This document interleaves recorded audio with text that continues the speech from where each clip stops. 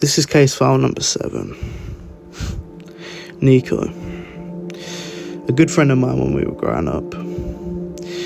You see, Nico actually inspired me to become a police officer. He lived up to everyone's expectations of the good man. But you see, it seems all good men have a boiling point. And Nico's boiling point was unexpected. You see, his brother was part of a life of crime, the total opposite of what Nico was. You see, Nico was he's a friendly guy, you know, he would never take anything from anyone, but, you know, he kept his own back. He was a good guy. But, like I say, his brother wasn't. And on the 24th of November, 2023, his brother was murdered. You see, no one knew what happened to his brother. The body was found 3 days later after an expected murder. But, like I say, no one knew what happened. People still don't know what happened that day. But what we do know is that Nico,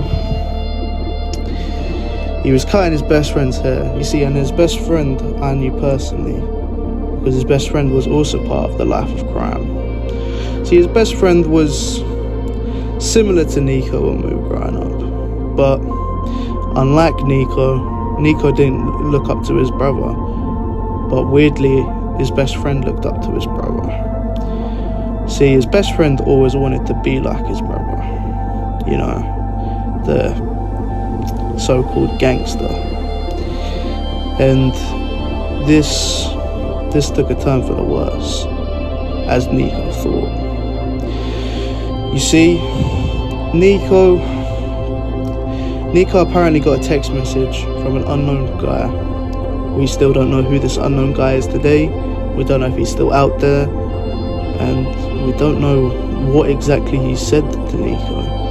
But all that we do know is that it wasn't good, and the intentions was not good, because this led to Nico killing his best friend, and his best friend was laid down on the floor in his barber studio dead. And then, weirdly, Nico took a walk. We don't know why he took a walk. We don't know where exactly he took the walk. But we just know that he took a walk. You know, a couple of people saw him. They saw that he looked agitated. Saw that he kept on looking around, seeing if someone was about to jump on him. Even though that everyone loved and cared for his brother, and that love carried over to him. But no one quite knew what was going on in Nico's head that night. And I don't think we'll ever know.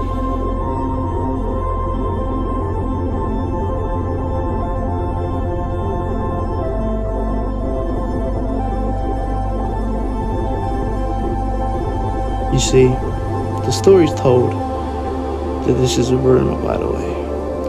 So the rumour goes, he met the person that killed his brother, that manipulated him into killing his best friend. And then this unknown guy was very powerful in the underworld. He threatened Nico with his life. As Nico walked away, all we hear is bang. My friend Nico died that night from a gunshot wound. He didn't deserve to go out like that. I know some of you might think he killed his best friend, but it was strictly because of temptation. And this could happen to anyone. Like I said, Nico was a good kid, had high expectations in life, and sadly, he died because his brother fell into the life of crime, and then he was rageful and vengeful to go after his brother's killer. But he ended up killed himself. I'd like to just say to the killer that's still out there, you truly took away an exceptional person. And I know Nico also did wrong by killing his best friend. So I'd like to say, rest in peace to Nico, and rest in peace to Simon, the best friend of Nico, and who Sadly, his life got cut short because of Nico. I hope Nico has sought forgiveness if there is such a thing called afterlife. And sadly, we will never know what truly happened to Nico that night.